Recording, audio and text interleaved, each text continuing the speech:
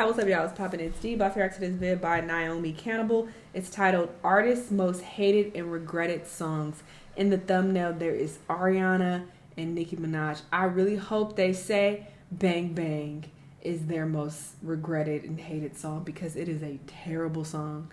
And I don't know why they would subject us to that torture, but they did. Anyway, let's see what these people have to say and what songs they hate. Let's watch. Lady Gaga wasn't a huge fan of Telephone even while the song was still in production. Originally, she'd written it for Britney Spears and it was intended for her album Circus. When Britney didn't use it, Telephone ended up on Gaga's album The Fame Monster, the reissue of her debut album.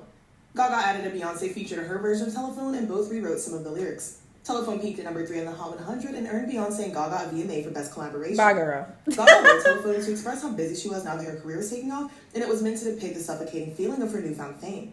In 2011, she said she hated the song, and it was the most difficult of hers to listen to. Gaga said about this, "Ultimately, the mix and the process of getting the production finished was very stressful for me. So when I say it's my worst song, it has nothing to do with the song, just my emotional connection to it." Gotcha. Ironically, despite Gaga's feelings, both the song and the video for Telephone were smash successes.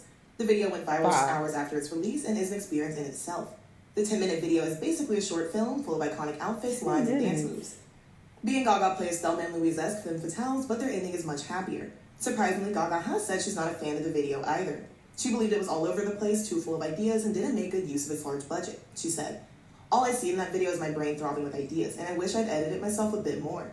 Gaga dislikes the video so much that she has since said that she won't even watch it. Still, Telephone has been considered one of the best pop collabs of all time, but I guess Gaga's feelings about the song and the video might partly be an explanation as to why we never got a part 2. Gaga has also expressed remorse over Do What You Want, whose song was R. Kelly. In several interviews, Gaga expressed the song was good, but felt adding R. Kelly would make it even better. Gaga also shot a video for Do What You Want, directed by photographer Terry Richardson. I don't think I've heard the concept of the video showed R. Kelly as a doctor who put Gaga under, and then a party ensues. The video was eventually scrapped due to backlash, most of it surrounding Gaga's decision to work with Richardson despite the allegations against him. In 2019, Gaga apologized for collaborating with R. Kelly and Terry Richardson and promised to remove Do What You Want from all streaming platforms. This was shortly after the release of the docuseries Surviving R. Kelly. Gaga said in a Twitter statement, "What I am hearing about the allegations against R. Kelly is absolutely horrifying and indefensible. As a victim of sexual assault myself, I made both the song and video at a dark time in my life. My intention was to create something extremely defiant and provocative because I was angry and still hadn't processed the trauma that had occurred in my life." Gaga went on to give examples of other times she stood up against assault and said that had she been in therapy at the time, she likely would have approached the situation differently. She said she was young at the time and apologized for not speaking up sooner. In 2008, Katy Perry released her single, I Kissed a Girl. So what do you think about songs nowadays like Katy Perry's I Kissed a Girl? Do you like that song? I don't think she's kissed a girl. I don't think she has either. Of course, Katy received backlash for the song due to its mention of experimentation and bisexuality. Others were upset about the song because they felt like it trivialized and exploited queerness for the male gaze. Some of the lyrics suggest that girls kissing girls is something to do just for fun and isn't at all serious. Katy's own mother spoke out, telling the Daily Mirror, "It clearly promotes homosexuality, and its message is shameful and disgusting. Katy is our daughter and we love her, but we strongly disagree with how she's conducting herself at the moment." Despite its controversy, I Kissed a Girl went number 1, rising quickly from its debut spot at number 76. Katy later said that in I Kissed a Girl, she was in a way opening up conversations she felt some people were afraid to have, yet was on the tip of everyone's tongues. Katy also said I Kissed a Girl was about the magical beauty of women, and that the way that girls are typically more touchy-feely and intimate than men are. To her, the song wasn't about necessarily changing one's sexuality, but about drunken curiosity. Moving further into the plot. Yeah, there's nothing wrong with that. People gotta make an issue over everything to be like, oh, she's making a mockery out of queerness. If that's her fucking experience, that's her fucking experience. If some people want to dabble in it and they want to kiss girls sometimes when they feel like it, I feel like that's their prerogative. If you don't want to deal with those people as a queer person, that is also your prerogative. You don't have to, or you don't have to listen to these type of songs. But to like shame her or be upset about this is not something that you could just turn on and turn off. For some people, it is, and they want to do that, and that it's their life. They can do that. I call these girls fake gay. All right, I definitely talk shit as well about them, but like in a joking way. But it's like, yeah, some of them don't want to go all the way, and they just want to do it when they're drunk, or they are having fun, and it's like that's what they want to do. Like Katy said, helped her write music about things she previously don't deal with them to if you don't like it. Music. About a decade later, in 2017, Katy opened up and said the song was about more than the lyrics had implied. She said, "I'm just a singer-songwriter, honestly. I speak my truths and I paint my fantasies into these little bite-sized pop songs. Her truth, her fantasy. Some people are curious. More than that." The following year, in 2018, Katy expressed regret over some of the stereotypes in I Kissed a Girl. She said in an interview with Glamour, "That was in 2008 when it came out. I think we've really changed conversationally in the past 10 years. We've come a long way. Bisexuality wasn't as talked about back then, or any type of fluidity. If I had to write that song again, I would probably make an edit on it. Lyrically, it has a couple stereotypes in it. Your mind changes so much in 10 years and you grow so much. What's true for you can evolve. Lana Del Rey has admitted she regrets the line in Ultraviolence, the title track from her 2014 album. The song is about a toxic relationship between Lana, or the speaker in the song, and a man named Jim. There's been a lot of speculation as to who Jim is. Jim could be just another one of the many references Lana makes to Jim Morrison. Since Ultraviolence is about a so-called cult leader Lana met, the name Jim could also be a reference to Jim Jones, the leader of Jonestown Settlement. Most likely, the name is a reference to a guru Lana knew. She said about him, "He surrounded himself with young girls, and he had this insane charisma I couldn't resist as well. So I was in this, I'll call it sect, because I was longing for love and security. But then I found out that this guru wasn't a good, but a bad person. He thought that he had to break people first before he could build them up again. At the end, I left the sect." According to Genius, the sect Lana might be talking about is the Atlantic Group, which is part of Alcoholics Anonymous and is apparently known for their cult-like behavior. One of the group's leaders was named Jim, meaning this could be who Lana is referencing in Ultraviolence. Lana came under fire for the particular lyric in the song, "He hit me and it felt like a kiss." For obvious reasons, this lyric was criticized for seemingly romanticizing DV, something Lana has been accused of more than once. "He hit me and it felt like a kiss" is the title of a 1962 song by the Crystals. The song was inspired by Little Eva, who at the time babysat for the songwriters Carole King and Jerry Goffin. Little Eva was in an abusive relationship and claimed her partner's violence was motivated by his love for her. Little Eva was a recording artist in her own right, best known for The Locomotion, also written by Goffin and King. The title, "He Hit Me and It Felt Like a Kiss," was meant to describe the confusing nature of DV and how at times it can be confused for love.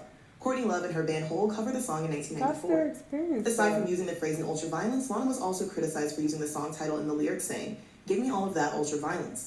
The word ultraviolence, which sounds like ultraviolet, comes from A Clockwork Orange. In 2017, Lana admitted she no longer liked the "He Hit Me and It Felt Like a Kiss" line and began to omit it from live performances. She told Pitchfork, "I don't like it, I don't sing it. I sing ultraviolence, but I don't sing that line anymore. Having someone be aggressive in a relationship was the only relationship I knew. I'm not going to say that that was 100% true, but I do feel comfortable saying what I was used to was a difficult, tumultuous relationship, and it wasn't because of me. It didn't come from my end." Despite her aim to depict even the most terrible parts of relationships in her music, Lana says she realizes the lyric might be triggering to some of her fans and removed it for that reason. I tried to find what she replaces it with instead, but in the clips I found of live performances from 2017 I don't agree with that. If it's triggering, turn the fucking song off. I hate when people talk about their triggers as if the world has to change to accommodate you. How fucking self-centered and entitled are you? Turn it off if it triggers you that much. First off, I don't think words or images and shit should trigger you. If it does, then you need to remove yourself from this type of content and go seek therapy or do whatever you have to do to heal. But you cannot get upset with other people for triggering you. That is something that you have not resolved internally. If that's her experience, that's her toxic experience, and people tend to put that into their art. It's like, yeah, this was a bad situation. I'm putting in quotes. It was a bad situation. And it's like, this was my experience. This is how I felt at the time. Like, I'm not saying this is right and that, you know, that is what hits do feel like hits. I'm supporting it. It's like, that's not what it's giving based on, you know, the limited information I have here. I haven't heard the fucking song.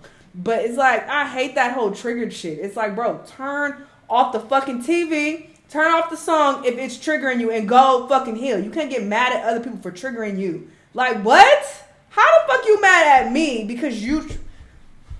19, it's so soon that she performs the original version of the song. I did notice in some performances, Lana doesn't sing the "He Hit Me" part live and lets the backtrack play in its place, then comes back in on the "It Felt Like a Kiss" part of the song with her own live vocals. While most of us already know about Nicki's distaste for starships and combat, she also dislikes Your Love, the lead single from Pink Friday. It is annoying, but it only did so after the song went online and made its way to the radio.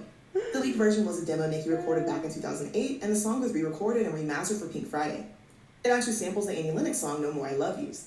Nicki only decided to put out Your Love after demand from fans. She said about this, "I was not planning on putting the song out at all, but then I heard it one day, someone told me it was online. And I was like, no way in the world is that song out. I went and listened to it and was really upset. It wasn't mixed, it wasn't finished, it wasn't anything. I wasn't going to use it at all. But then the radio started playing it." Your Love marked Nicki's first solo entry on the Billboard charts, with the song peaking at number 14. When Nicki announced her dislike for Your Love back for the first time in 2020, this of course upset some of her fans who either just really liked the song or had a sentimental attachment to it since it was one of her earliest. Nicki has said despite not liking Your Love, she does like the video. The theatrical set and backdrop seem partly inspired by No More I Love Yous, but Nicki's video depicts her as a samurai in training who doesn't end up with her love after she meets her untimely end. This probably doesn't come as a surprise, but Zayn has said he dislikes most of the songs he recorded while part of One Direction. Despite being in one of the most popular boy bands of all time, Zayn felt like One Direction's music was generic.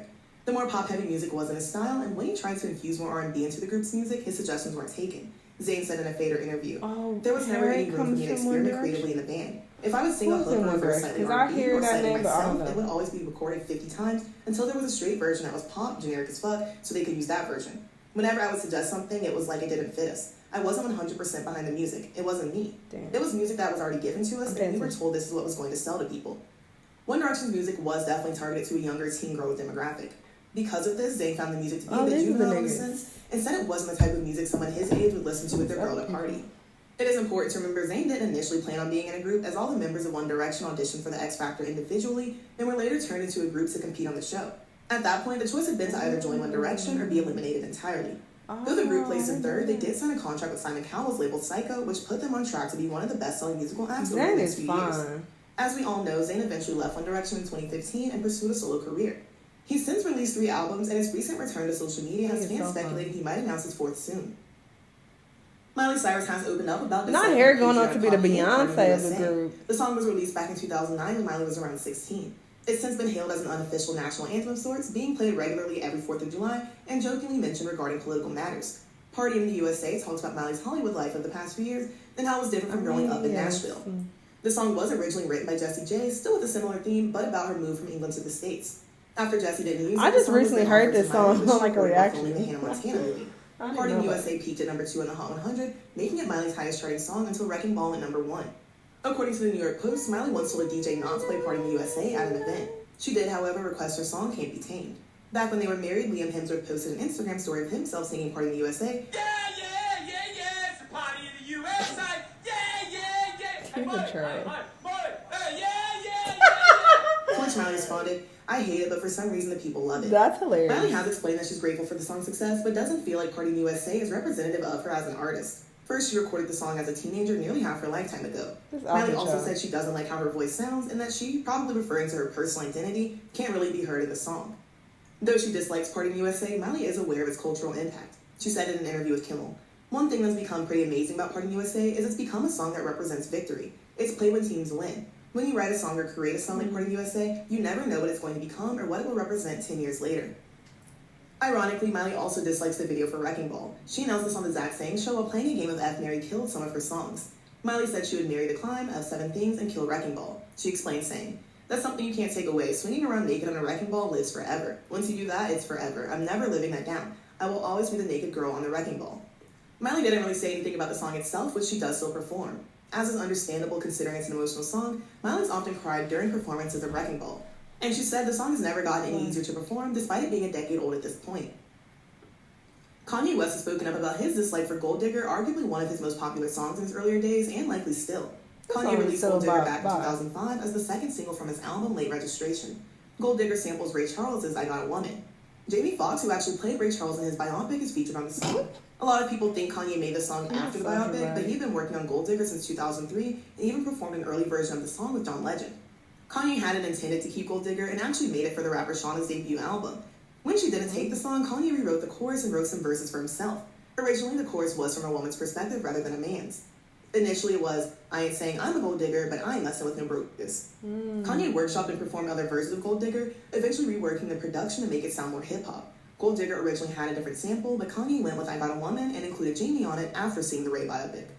Kanye admitted in a 2013 interview with Zayn that he never really liked Gold Digger, but he knew he had a hit on his hands and it would make him money to continue making more music. And Kanye was correct because the song earned him his first #1 single. It became the second longest #1 of 2005, just behind Mariah Carey's Belong Together, which Gold Digger actually this is about bye, Kanye. Camila Cabello has expressed disdain for OMG, one of her earlier solo singles. The song is heavily trap influenced and includes a feature from Quavo. OMG was meant to be the lead single from her 2018 self-titled album. I'm saying ill because why is she collaborating with Quavo? Havana. She suggested the label release OMG and Havana at the same time to see which single performed better. Camila said about this, "Everybody was like, it doesn't have enough production. It's not radio friendly enough. It feels too slow. It's a cool piece, but people won't get it. Only Latin people will get this." And I was just like, let's put it out and see what happens.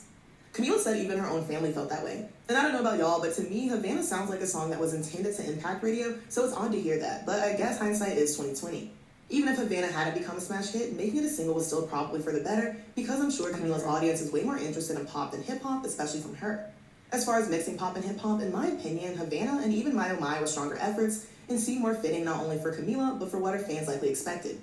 They're pop, but also include hip-hop, which was par for the course at the time, then also reference Camila's roots.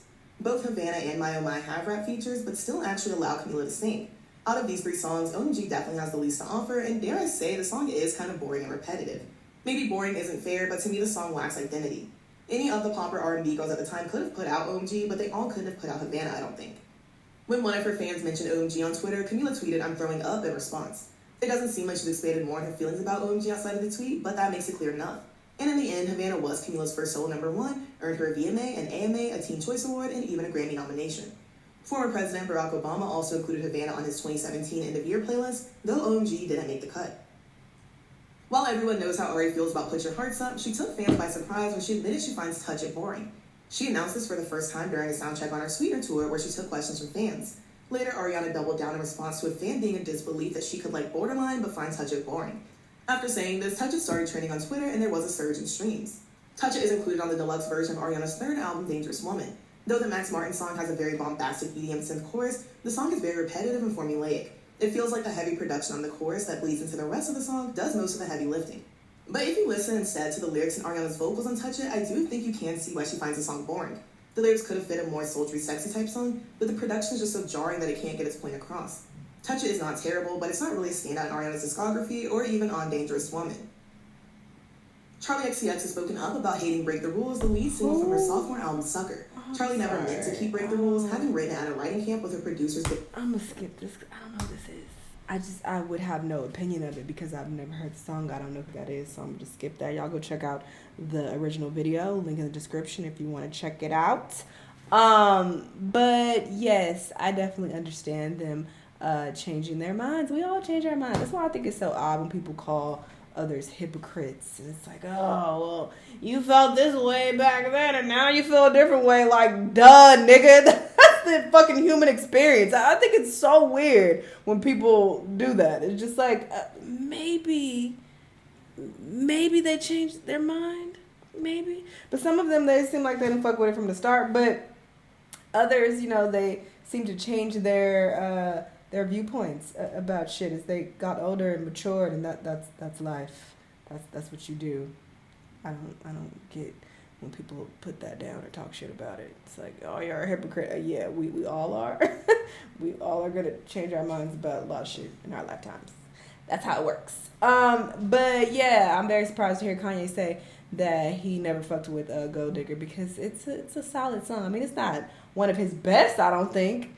Even though it did so well, I still think it's solid. It's a nice little bop, but hey, that's how he feels. Y'all let me know what y'all think, though. Let me know what other videos you want to watch, and I'll see you on the next one. Bye!